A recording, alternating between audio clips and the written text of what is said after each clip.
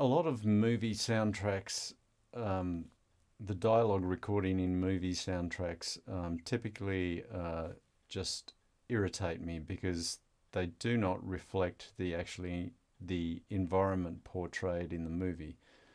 Um, I was recently just messing around with James Bond's Skyfall DVD, and that was exactly the impression I got from watching that movie.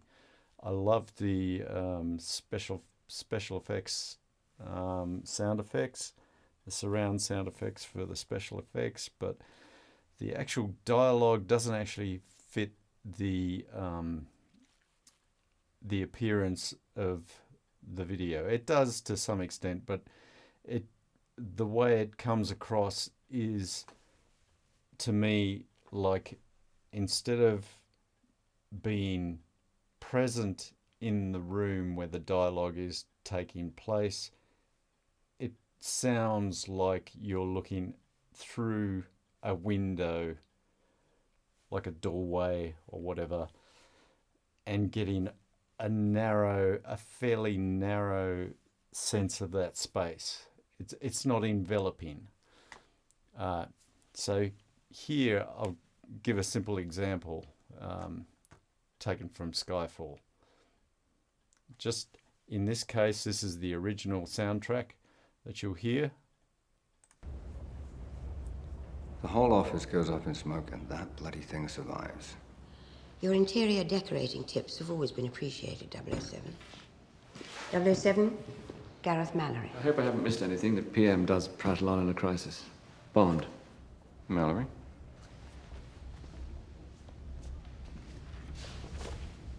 I've just been reviewing Bond's tests. Seems you've passed, by the skin of your teeth. You're back on active service. Congratulations. Thank you. I'll be outside. I only have one question. Why not stay dead? You have the perfect way out. Go and live quietly somewhere. Not many field agents get to leave this cleanly. Do you get out in the field much? You don't need to be an operative to see the obvious. On headphones, it sounds quite reasonable. On a loudspeaker system where you've actually got full surround going on, it sounds a bit odd because it's distinctly monophonic. That ambient content within the dialogue. Now, consider the alternative, which is basically I've just taken the soundtrack from that clip. I've split it up into the center channel and the remaining surround components. The remaining surround components are going to be reproduced as is, and the center channel is actually sent to spatial pan with this configuration here. This is just me guessing the sort of room dimensions based on what I see in the video, and similarly setting up reverb to complement that as well. So I'll play it now and you listen to the difference. The whole office goes up in smoke and that bloody thing survives. Your interior decorating tips have always been appreciated, 007. 007, Gareth Mallory. I hope I haven't missed anything that PM does prattle on in a crisis. Bond. Mallory?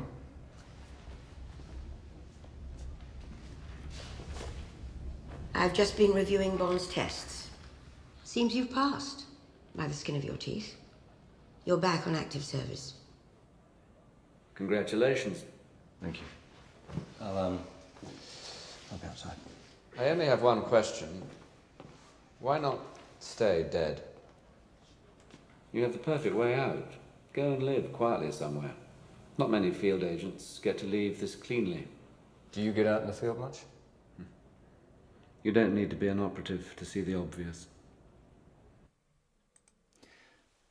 So there you have it. You can actually, well, I don't know about you, but for me, the second case, I definitely feel much more a part of what is actually going on, whereas in the first instance, it just comes across as me, as I said, looking through a doorway or looking through a window onto this narrow reproduction of reality, whereas in this latter case, using spatial panning plus reverb applied to the center channel content, the dialogue content, I actually feel far more a part of what is actually going on.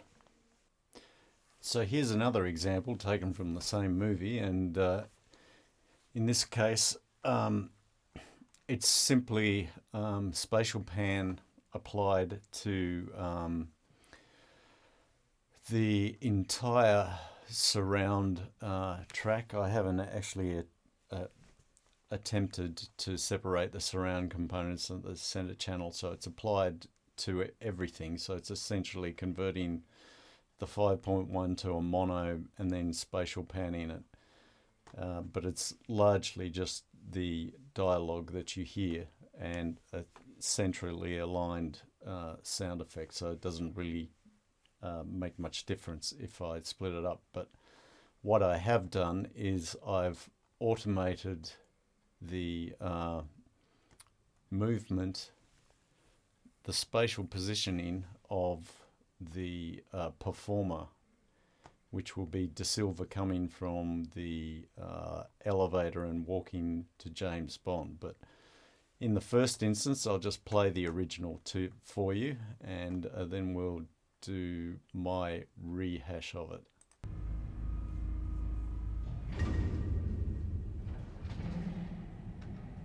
Hello, James. Welcome. Do you like the island? My grandmother had an island. Nothing to boast of. We could walk around it in an hour, but still it was a paradise for us. One summer, we went for a visit and discovered the place had been infested with rats. They'd come on a fishing boat and gorged themselves on coconut. So how do you get rats off an island? My grandmother showed me.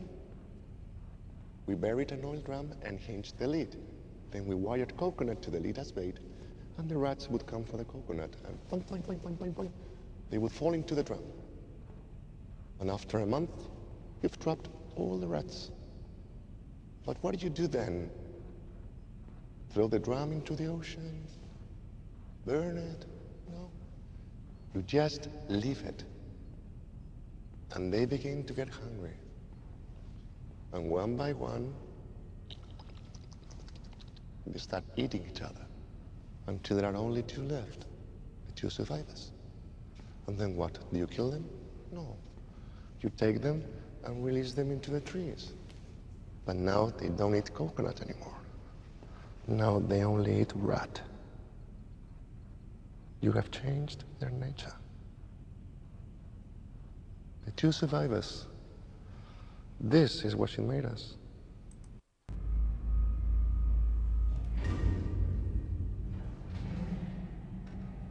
Hello, James. Welcome. Do you like the island? My grandmother had an island. Nothing to boast of. We could walk around it in an hour, but still it was a paradise for us. One summer, we went for a visit and discovered the place had been infested with rats. They'd come on a fishing boat and gorged themselves on coconut. So how do you get rats off an island? My grandmother showed me. We buried an oil drum and hinged the lid. Then we wired coconut to the lid as bait, and the rats would come for the coconut, and boing, boing, boing, boing, boing, boing, they would fall into the drum. And after a month, you've trapped all the rats. But what did you do then? Throw the drum into the ocean? Burn it? No. You just leave it. And they begin to get hungry. And one by one, they start eating each other until there are only two left, but you survive us. And then what? Do you kill them? No. You take them and release them into the trees. But now they don't eat coconut anymore. Now they only eat rat. You have changed their nature. But you survive us. This is what you made us. So I hope there you can actually clearly hear the difference it makes in terms of the believability of the dialogue audio within the recording. And it's, somewhat disappointing that a lot of movies simply don't have that level of sophistication in the dialogue recording. In an attempt to explain why I think spatial panning is a useful approach for cinema, I've gone to the trouble of attempting to deconstruct what actually happens in that first scene that I posted from Skyfall, and this is a schematic representation of it. Now, from this you can actually see that it's quite complicated. It involves a total of 19 different camera angle shots. I've numbered them all. And some of these are dynamic. They actually move. The camera moves. It remains static. It's pretty clear to me from actually listening to the soundtrack, I don't think ADR has been used. And for somebody who doesn't know what ADR is, that stands for audio dialogue replacement. And it's basically the process of where in cinema they quite often will film the vision first, and whilst they may actually record the sound, they may not actually use it, and they only use it as a reference, which then within the studio they get the actors to re-say their lines into close mic'd microphones to improve the audio quality. And the reason why I say I don't think ADR has been used in this case is because you can clearly hear the reflected sound in the center channel, as in the room reflection. So I think it's most likely that there's a boom microphone up above them, out of shot, that's picking up the voices and the voices of each character. And there's obviously there's probably also another, well, actually maybe not, that might be a Foley artist doing the footsteps, but there's definitely at least one microphone in there. So my main gripe with the movie, as you remember, is the fact that the center channel sound is largely monophonic, even though you actually hear the reflected sound, but the reflected sound is a monophonic channel. It's not it doesn't pick up a spatial aspect to it. So you might say, okay, well, I can make it spatial by using a stereo microphone. Well, okay, if I choose to use a stereo microphone, here's the complication. Every time you change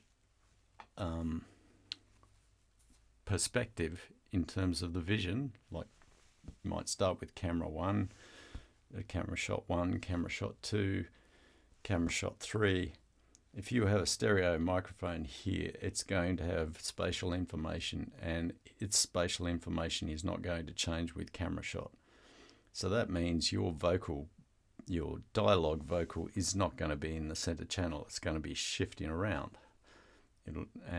And that is not what you want in a cinema. Basically, you want, if you pay attention to most dialogue recording in movies, it's largely centered on the center channel. Occasionally you'll get slight panning either left or right, but it's pretty rare to have a wide panned sound. So in a complicated shoot like this, where you've got so many different camera angles. If you were trying to pick out a spatial sound using a spatial microphone, as in a stereo mic, if you wanted stereo,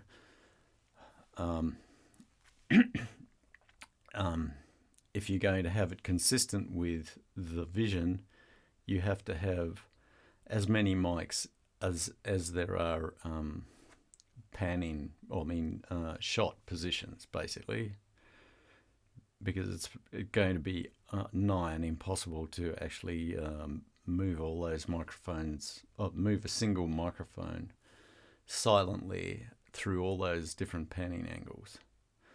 And then the other aspect to that is that it's likely that switching between those different mic sources is going to produce audible artifact in terms of the context changing.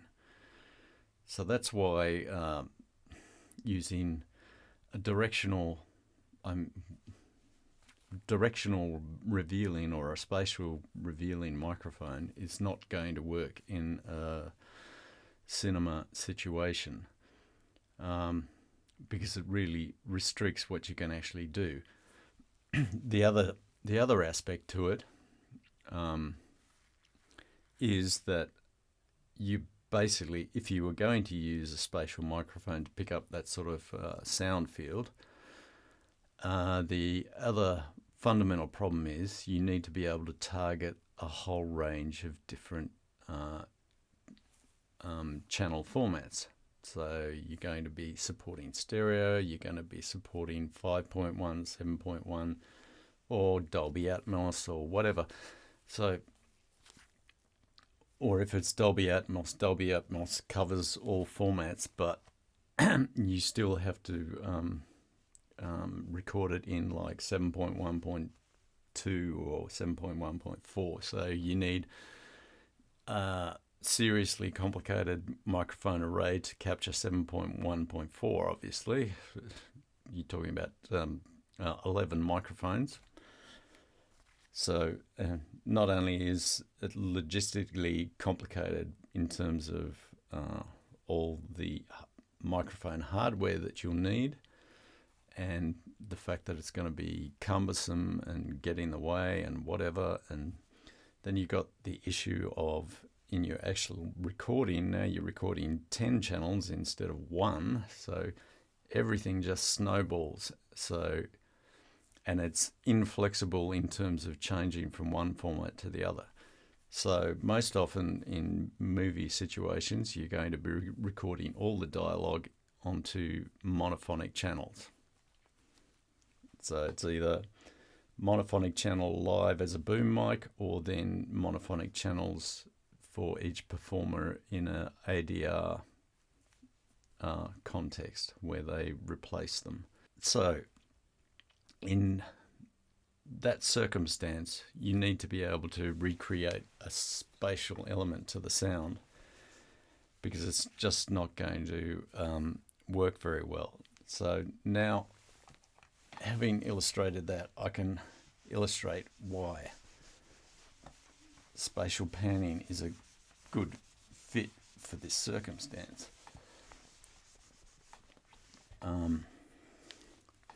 So let's, for example, just have a simple case of you have some sort of enclosed or partially enclosed space, or enclosed space. You've got an observer here in terms of a microphone. You've got a performer here.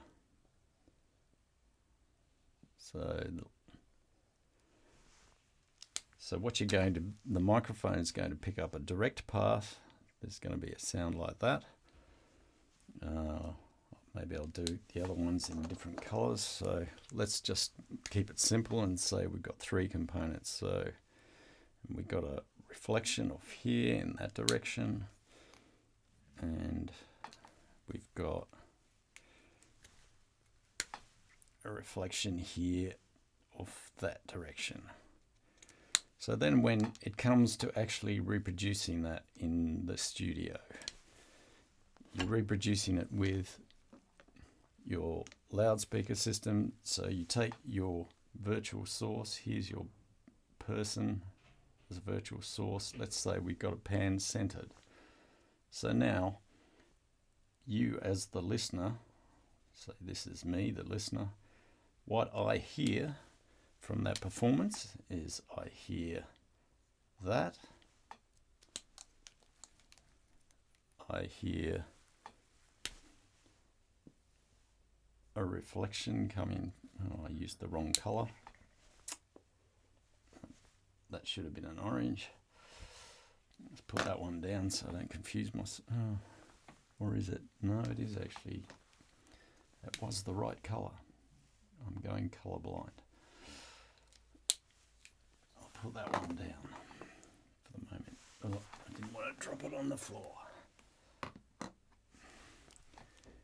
And that there. So you see, because it's a mono mic, these reflected components are now all arriving from the same panning angle. And that's the fundamental problem. It's collapsed your image into a monophonic thing. So you can hear from the actual sound quality, there is actual recorded ambience in there, but it sounds fake because it's all coming from the one direction.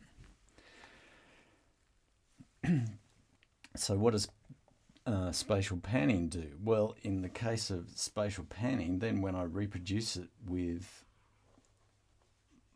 my synthesized reflections, I didn't actually need to eliminate that. You will get a direct path, you'll get a reflected path, but basically the now reflected paths, you basically have all these channels will have one of these.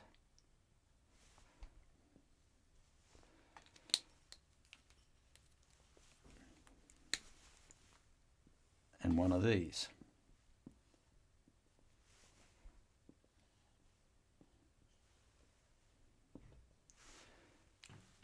So basically, it's an approximation to the truth. It's not the same as what we had when we actually recorded it. But because you have these reflected content arriving at different angles, in terms of your panning, it sounds real. And the fact that you've got these added reflections built into the reflections themselves, oh, I missed one there, is largely immaterial as far as your perception of the sound is, because you're like in the monophonic case, all it did was alter the quality of that sound. So it sounded like it was in a ambient environment. Well, so the brain can actually interpret that and recreate the sonic signature of a room space and not have it being affected by that. The only caveat is that whatever reverb processing you add on top of it has to be consistent with the type of reverberation that is picked up in these monophonic collapsed reverberation that's actually recorded from your original space. So as long as that's consistent, it'll work as an illusion. It'll work fine. Forgetting the movie analogy and just saying if we're in a fixed case situation, you replace this microphone here with a stereo mic. So whatever, we've got a stereo pair. And now that does actually, provided our stereo mic actually matches our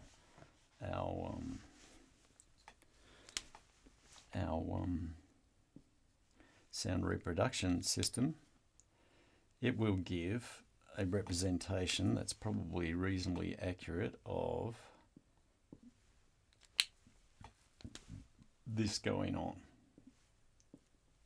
Oh, used the wrong colour. Whatever.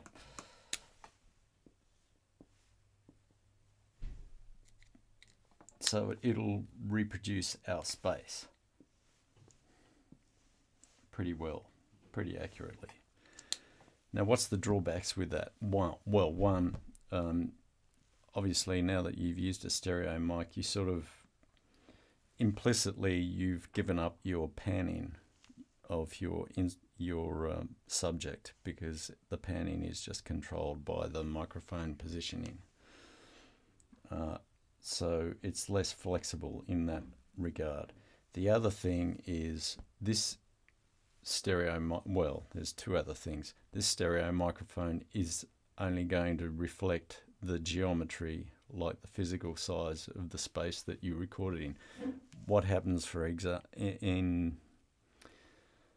argument's sake, if you recorded this in one particular environment, say a small environment, but you wanted to make it sound like a large environment? Obviously you can't do that now without seriously reprocessing this. And because you've got these now multiple panned directions, if you try and then if you like spatially pan that, or try and synthesize a larger space, you might end up with ambiguity, because you do have actual recorded reflections in there that represent a space of one size, but you're trying to recreate it as a space of a different size. Whereas when it's collapsed into a mono source, even though the physical size of the space is intimated by the quality of the sound, it's not a strong connection. There's no real spatial information in there. It's only an implied spatial information based on how it's altered the sound of the source, because they're all coming from the same direction. So that's a major thing.